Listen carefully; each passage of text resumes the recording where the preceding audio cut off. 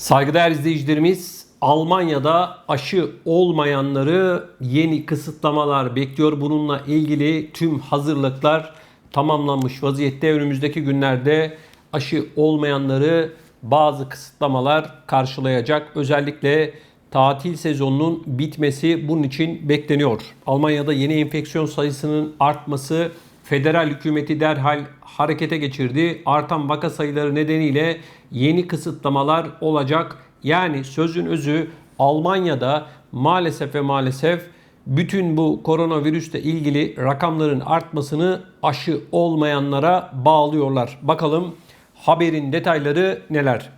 Almanya'da yeni enfeksiyon sayısı artıyor. Tüm federal eyaletleri kapsayacak şekilde aşı olmayanlar için kısıtlamalar önümüzdeki günlerde hayata getirilecek deniliyor. Alman Sağlık Bakanı Jens Spahn yaptığı açıklamada Alman vatandaşları genişletilmiş ve devam eden önlemlere hazırlıklı olmalılar dedi. Şimdi bildiğiniz üzere değerli izleyicilerimiz, önce Almanya'da Merkel ya da Sağlık Bakanı ya da diğer bakanlar bir açıklama yapıyor ve kısa bir süre sonra da bunlar hayata geçiyor. Bununla ilgili olarak, yani koronavirüs tedbirleriyle ilgili olarak Almanya'da yeni tedbirler de artık hayata geçecek.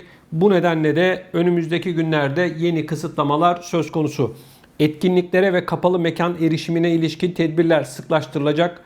Spahn, Eylül 2021'in başından itibaren Almanya genelinde belirli etkinliklere katılımın yalnızca aşılanmış, iyileşmiş veya test edilmiş kişiler için mümkün olması gerektiğini belirtti. Yani şunu söylüyor Almanya, diyor ki ya korona oldun, atlattın, ya test oldun, negatif çıktın ya da çift aşı oldun, o zaman ben seni hayatının hiçbir noktasında kısıtlamam, ama sen bunlardan bir tanesini eğer yapmadıysan ya da işte koronavirüse yakalanmadıysan bundan sonra bazı yerlere giremezsin, bazı hizmetleri alamazsın diyecekler. Şimdi bu açıklama Almanya'nın tamamında yalnızca aşı sertifikasına sahip kişilerin restoran ziyaretlerine, otel konaklamalarına, iç mekan etkinliklerine ve büyük etkinliklere erişebileceğinin anlamını taşıyor. Alman Bild gazetesinin haberine göre kuaför hizmetleri ve salon sporları için de aynı durum geçerli olacak. Bu durum daha da kötüleşirse belirli bir vaka sayısı oranı ve hastane doluluk oranına ulaşılması durumunda ise sadece aşılananların ve iyileşenlerin restoranlara girişine izin verilecek. Ücretsiz testlerin de Ekim ortasına kadar durdurulması planlanıyor, ancak hamile kadınlar gibi aşı olmayan veya tavsiye edilmeyen kişiler de bu durumdan muaf olacak. Enfeksiyon sayısındaki artışın sebebi olarak ise ülkeye geri dönen çok sayıda yolcunun temas kısıtlamaları konusunda ihmalkar davranması gösteriliyor. Ancak hükümetin geçmişte aldığı gibi bir sokağa çıkma yasağı herhangi bir şekilde şu an için düşünülmüyor. Şimdi bakın saygıdeğer izleyicilerimiz, Almanya kısaca şunu söylüyor. Hiç lafı uzatmaya gerek yok. Almanya diyor ki aşı olmak zorunlu değil ama aşı olacaksın. Yoksa alışveriş merkezine giremezsin. Markete, çarşıya, pazara giremezsin. Okula gidemezsin. Hastaneye gidemezsin. Sağlık hizmetlerinden muaf kalırsın ya da kamu hizmetlerinden muaf kalırsın diyor. Bildiğiniz üzere Almanya'da pek çok iş yeri de artık aşı olmayanlar diğer çalışanların hayatlarını riske atıyor diye aşı olmalarını zorunlu hale getirmiş vaziyette.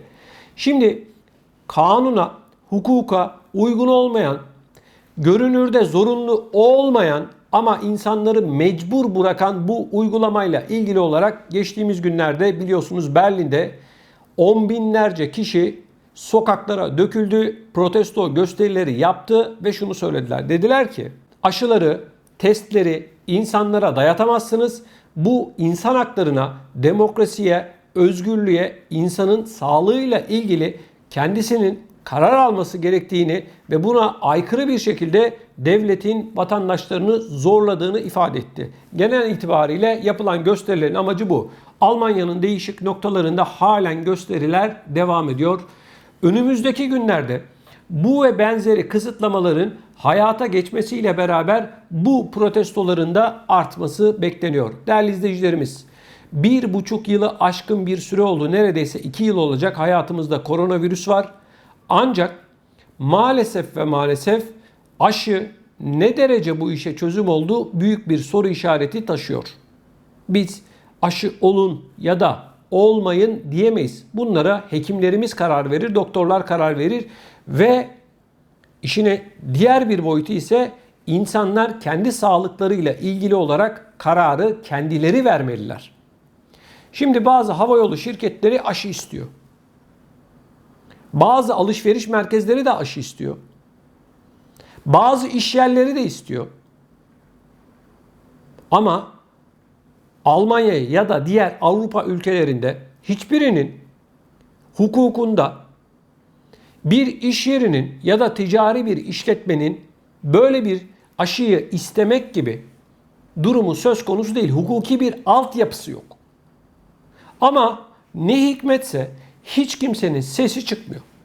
Şimdi bildiğiniz üzere BioNTech'in sahiplerinden olan Sayın Profesör Doktor Uğur Şahin ve Özlem Türeci geçtiğimiz günlerde bir açıklama yaptılar ve şunu söylediler. Dediler ki 6 ayın sonunda yapmış olduğumuz bu aşılar artık koruyuculuk özelliğini yavaş yavaş yitiriyor dediler.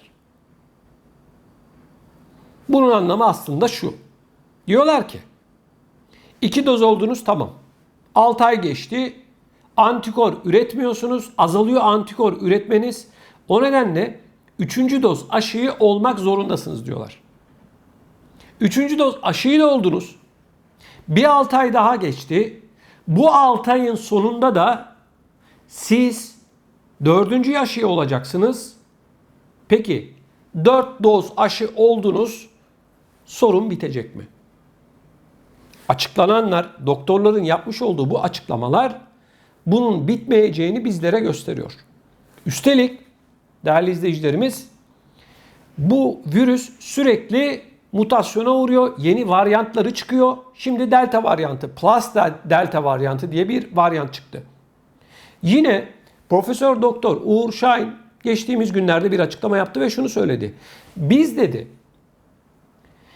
bu varyantlara karşı yeni bir aşı geliştirebiliriz. 1 yıl içerisinde bu yeni aşı da hazır olur dedi. Şimdi bakın değerli izleyicilerimiz.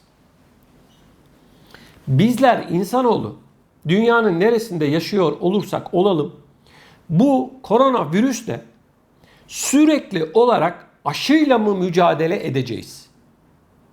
Yani öleceğimiz güne kadar bu aşıları her 6 ayda bir olmak zorunda mıyız? Soru bu aslında. Bir diğer soru, mezara kadar bu aşıları vurdurmak zorunda mıyız? Sorulması gereken soru bu. Ya ben bir gazeteci olarak şunu söylüyorum. Diyorum ki bilim insanlarımıza, ölene kadar bu aşıları yaptıracak mıyız?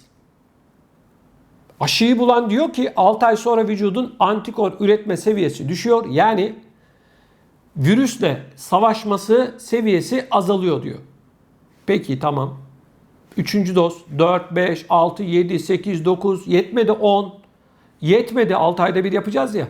5 yılda 10 doz aşı olmak zorundayız. Açıklamalar böyle söylüyor. Ben söylemiyorum.